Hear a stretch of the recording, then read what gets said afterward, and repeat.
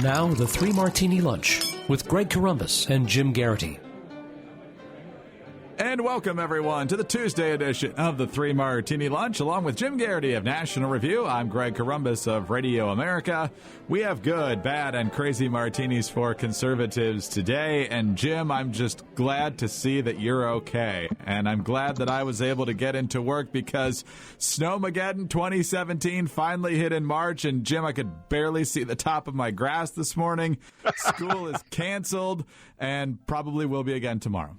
Yeah, I point out I'm not that mad at the weatherman, Greg, because Doug Kammerer at NBC and all these other guys, in their defense, they were using the numbers from the Congressional Budget Office, which projected that we could get anything from 0 to 294 inches of snow, and that an ice age would kick in around 2020 and the return of the woolly mammoth. So it didn't quite work out that way. Yeah, there's snow. This is, you've listeners of the Three Martini Lunch have heard me griping about ridiculous school day snow closures. Today it wasn't ridiculous. I think if they're closed tomorrow, it will be ridiculous. And let's see if the text from Authenticity Woods Public Schools comes through during this podcast. Wouldn't be the first time. Good luck to those friends of ours a little bit north of us, all the way up into New England. The storm definitely more serious up there. For those around the D.C. area, hope you're enjoying the day off if you got one. Let's also point out to folks, we're sponsored today by ZipRecruiter. Right now, Three Martini Lunch listeners can post jobs on ZipRecruiter for free by going to ZipRecruiter.com/free trial. Jim, let's start with the good martini and with all the news we've had in the last few weeks, from Trump and Russia to Obama wiretapping Trump to the Republican version of the health care bill, which we'll talk about a little bit later, to all these different issues that have come up, controversial, non-controversial, policy, media-related. You know what we haven't talked about in a long time is Neil Gorsuch. He is the president's nominee to fill the vacancy on the Supreme Court. It's been vacant over a year now since the death of Antonin Scalia. And Monday, I believe, marks the start of the Senate Judiciary Committee's confirmation hearings. And there's really good news for conservatives. The Democrats still have no idea what to do about this. Here is Ed Morrissey at Hot Air. Senate Democrats have not been able to figure out how they should respond in the 6 weeks following the pick and are paralyzed by Gorsuch's stellar record on the appellate bench. Then he cites Politico. President Donald Trump's Supreme Court nominee has breezed through more than 70 meetings with senators. Opponents who have scoured his record have found little to latch onto, and some Democrats are privately beginning to believe that Gorsuch, barring a blunder at his Senate confirmation hearings next week, will clinch the 60 votes he needs to be approved without a filibuster. Senate Minority Leader Chuck Schumer of New York has been taking the temperature of the Senate Democratic caucus, but hasn't begun whipping hard against Gorsuch, sources familiar with the matter said. Indeed, despite anger from the Democratic base that senators have cowered from a fight against Trump's high court pick, the sole strategic decision the Democratic caucus has made about Gorsuch ahead of his confirmation hearings is to make no decision at all. Jim, that's about as good as we could have hoped for. We know that there were at least 8 or 9 Democrats, maybe even more, which is how many we need to get to 60 to avoid the filibuster showdown, saying that Gorsuch deserved the up or down vote. And after weeks and weeks of scouring, it's pretty obvious they got nothing on this guy. Yeah, I guess there's a small, slim chance that they found something really scandalous and shocking that they'll unveil at the hearing, but I'm rather skeptical of that scenario. Look, it's okay, listeners, if you're looking at this thing, Neil Gorsuch, wasn't he already on the court? Didn't we? I mean, you were talking about this is the least dramatic confirmation process we've had in quite some time. I think he's met with 70-some senators. Does the nice little photo op. They sit down on the couch and they chat, and everybody comes out and says what an impressive fellow he is, even the Democrats. There is not an easy option for Democrats here. There is not an easy argument against Gorsuch here. Everybody agrees he's completely qualified. And most people who are honest observers, even if they're not on the right, will observe that when it comes to judges, he is a particularly clear thinker, clear writer, great insight into the way the laws ought to be, undoubtedly a man of the right. Different terms have been thrown around, whether he's an originalist, strict constructionist, but he seems like a perfect replacement for Scalia from the eyes of most conservatives. So if you're a Democrat, you don't have the obvious, this man is unqualified because of X. Then the next best thing is look at his extreme decision on why. He doesn't even make that many decisions that they can use as a convenient stick to hit him on the head with. They're kind of just flailing around looking for things. And I saw an op-ed, I believe it was in the Philadelphia Inquirer earlier today, who basically said Democrats had an obligation to stop Neil Gorsuch, and by golly, his confirmation would be unconstitutional. Not because of anything Gorsuch has done, but because it was really unfair that Merrick Garland didn't get confirmed onto the court. Now, what I can understand on some level, the grievances and the aggravation that Merrick Garland didn't even get a hearing. But, Greg, let's all imagine a scenario in which he gets the hearing. Republican-controlled Senate holds the hearings, and the Republican-controlled Senate rejects him. Well, then we're back to square one. And, you could repeat this process as long as you like throughout the process of 2016. The Constitution says the Senate has advise and consent for the president's nominee. It doesn't really specify anything about how that advise and consent process has to occur. And in this circumstance, the Republicans in the Senate did not consent to Merrick Garland. He's a very nice man and a distinguished enough career, but they didn't like the idea of replacing a justice of one philosophy with a completely different philosophy. Well, this really irks this law professor writing in the Philadelphia Inquirer, and he says, because of this, every decision from Neil Gorsuch will be tainted. Because of what Senate Republicans did for the Merrick Garland. It doesn't really work that way. So when this is your big argument, last year was really unfair, it's not going to move that many people. I think, unless the attitude of Democrats is we will block any Trump nominee for the next 4 years. We didn't, if you guys like having 8 justices, fine. We'll have 8 justices for the rest of Trump terms, as long as Ruth Bader Ginsburg is feeling healthy. Because then it would be down to 7 justices. We could really trim the Supreme Court if they want to play hardball on this. My sneaking suspicion is that they don't. And as it's that Politico story and Ed Morrissey observed, this is, look, if you want, for shorthand, we'll just call Scalia a conservative justice. This is replacing a conservative justice with another conservative justice. It's not really going to change that much on the Supreme Court. The bigger fight will come when Kennedy retires or Ginsburg retires or any other one of those justices retires and Trump nominates another conservative judge to replace him. That's the, judicial Armageddon. That is Ragnarok. That is, maybe I should say Ragnarok and roll. That is when it's going to be the big fight over, the philosophy of the court, and the consequences will be huge. So if you're a Senate Democrat, do you use the filibuster and lose that fight and lose the filibuster for the duration of when you got, probably forever, for the duration certainly of when Republicans are in charge? Do you want to lose it now, or do you want to lose it later? Maybe you want to hold on to it now, which means you don't use it now, which means they don't have to require it to get to to eliminate the 60 vote threshold. There's no good option for Democrats in this case, which probably is a good metaphor, a good way to lead into our second martini, because sometimes life doesn't give you any good options. The opposition party will know a lot about that in this next issue, but for now, Democrats are just going to flail. And Neil Gorsuch looks like he should be joining the other 8 sometime in the coming months. Yeah, certainly sounds good. Mitch McConnell says he wants to see him confirmed by the time the April recess comes around, which is only about a month away, so that would be pretty quick. Jim, based on the Democratic law professor's logic, I guess that means we can ignore any decision Anthony Kennedy made that Robert Bork would have disagreed with. And, ooh, I like that. Yeah, yes. I think we could have some fun with that. And how much do you want to bet that most of the gotcha questions will involve Trump and Jeff Sessions rather than anything Neil Gorsuch has done? Yeah, and Gorsuch will probably give. If I'm Gorsuch, I just shrug at every question. I just met the guy. He likes me. That's all I can say. If you haven't been with us since the confirmation process began, the Jim Geraghty School of Confirmation hearing etiquette for the nominee is pretty much just say yeah and nod and shrug your shoulders and say sure, whatever. Yeah, sure, whatever would be the universal Geraghty response to all inquiries from all Democratic senators. But don't you think President Trump has committed impeachable offenses? Sure, whatever, right? I'm not going to preside over the impeachment hearings. If you go with that, Senator, I'm not going to stop you. All right, let's move on to the bad martini now. And this is the New York Times version of the story. The House Republican plan to replace the Affordable Care Act would increase the number of people without health insurance by 24 million by 2026, while slicing $337 billion off federal budget deficits over that time, according to the nonpartisan Congressional Budget Office Monday.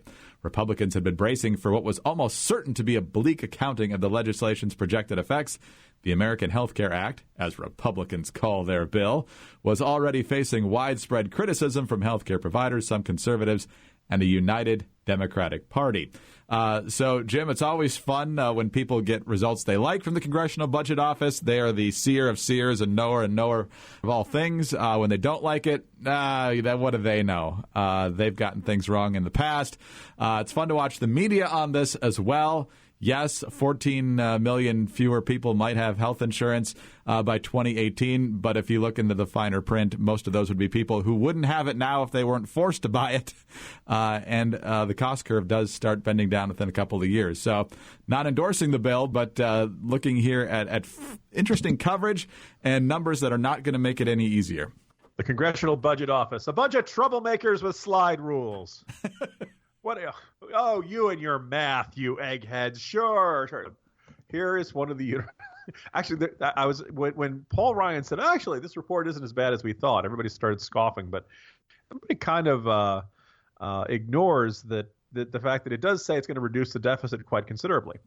Now, one of the arguments, or one of the factions that wasn't such a big fan, was the Republican Policy Committee, and kind of the more the fiscal conservatives, the fiscal hawks in the GOP House, who basically thought, this, replacing one system of entitlements with another, this isn't really moving the ball in the direction in terms of shrinking government and reducing expenses. So from their minds, the CBO is actually pretty good. All of a sudden, the CBO has given Paul Ryan this, hey, you remember when we thought we weren't stingy enough? Here you go.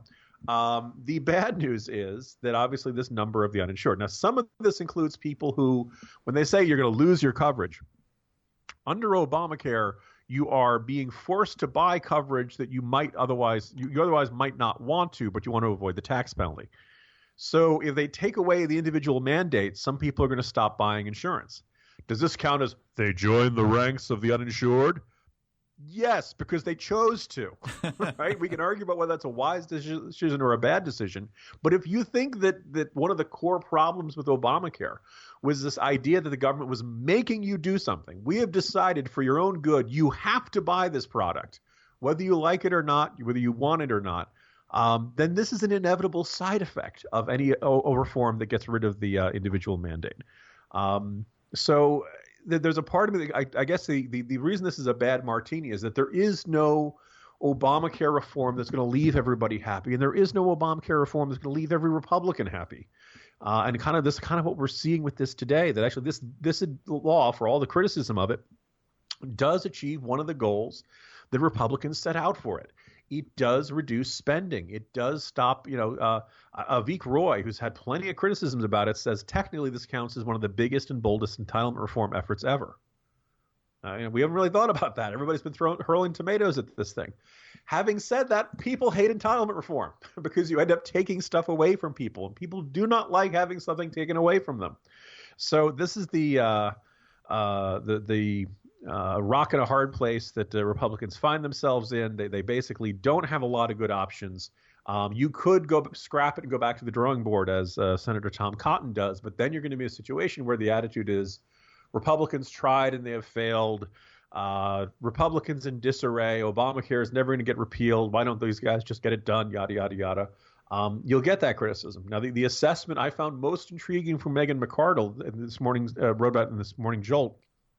Megan McArdle writes from Bloomberg, really gets into the numbers of this. But the short version is, do your best to try to pass this bill. And when it fails, and it's probably going to fail in the Senate, right? You're basically not going to be able to overrule you're not going to have 60 votes. There's basically not a single Democrat who's going to help with anything to repeal and replace Obamacare. Deep down, like they focus on those first 5 letters, right? Anything you do to change Obamacare and his admission, the first one was a mistake, and they just will not allow any of that to happen. Well, do your best, and then in a year or two from now, when the exchanges are pretty much in total collapse and more people have one option, or in some states you may have the point where no option, no insurer finds it worthwhile to operate on the state exchanges, then Republicans would say, look, we tried to fix this, but Democrats wouldn't let us. Democrats insisted we stick with the current system. They insisted we stick with the status quo. Now look where we are. And the Republicans might have better leverage about a year or two from now. This would require about a year's worth of, bad headlines of people saying Republicans failed to repeal it. But this might be the politically least damaging one.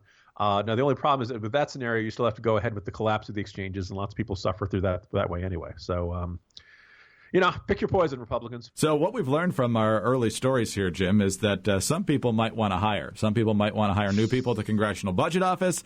Other people might want better staffers on the Democratic Senate side of Capitol Hill because they can't find any dirt on Neil Gorsuch, although if there's nothing really to find, that's not their fault necessarily. And most importantly, Jim would like to pay someone a very limited amount of money to shovel his driveway today. So a lot of potential jobs out there.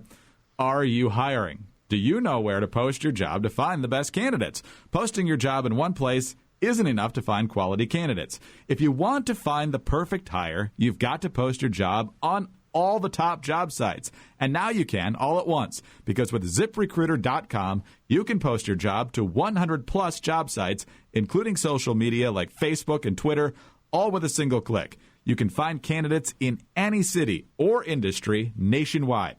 Just post once and watch your qualified candidates roll in to ZipRecruiter's easy-to-use interface. No more juggling emails or calls to your office. You can quickly screen candidates, rate them, and hire the right person fast. Find out today why ZipRecruiter has been used by Fortune 100 companies and thousands of small and medium-sized businesses. And right now, listeners of the 3 Martini Lunch podcast can post jobs on ZipRecruiter for free just by going to ZipRecruiter.com/free trial. That's ZipRecruiter.com/free trial. One more time, to try it for free, go to ZipRecruiter.com/free trial. All right, Jim, let's move on to the crazy Martini now. If you were the victim of an assault, I'm guessing one of the first things you probably wouldn't do was try to get into the minds of the people who assaulted you and figure out maybe why they had a good reason for doing so. But Allison Stanger is a little different. Allison Stanger is the professor of international politics and economics at Middlebury College. If you know the story, she had invited Charles Murray of the American Enterprise Institute up for a talk. She says here in this New York Times opinion piece that she disagreed with him, but that's one of the reasons she wanted to bring him up. So she deserves some credit for that. And so ultimately, the original gathering got shouted down by protesters. They moved it, and eventually the protesters found out where they moved it to. And ultimately, Stanger tried to help Dr. Murray get to a vehicle, and she ended up with a concussion because the mob was getting crazy. So she is written now in the New York Times with the headline, "Understanding the Angry Mob at Middlebury That Gave Me a Concussion." So she talks a lot about the actual narrative of the incident, but here's some of what she says also. In the days after the violence, some have spun this story as one about what's wrong with elite colleges and universities, our coddled youth, or intolerant liberalism. Those analyses are incomplete. Political life and discourse in the United States is at a boiling point, and nowhere is the reaction to that more heightened than on college campuses. Throughout an ugly campaign and into his presidency, President Trump has demonized Muslims as terrorists and dehumanized many groups of marginalized people. He declared the free press an enemy of the people, replaced deliberation with tweeting, and seems bent on dismantling the separation of powers and 230 years of progress this country has made toward a more perfect union. Much of the free speech he has inspired, or has refused to disavow, is ugly and has already had ugly real-world consequences. College students have seen this and have taken note. Speech can become action. Later on, she says, it is obvious that some protesters made dangerous choices, but with time to reflect, I have to say that I hear and understand the righteous anger of many of those who shouted us down. I know that many students felt they were standing up to protect marginalized people who have been demeaned or even threatened under the guise of free speech. She also points out that the protesters found out that Charles Murray was determined to be a person who engages in hate speech from the Southern Poverty Law Center.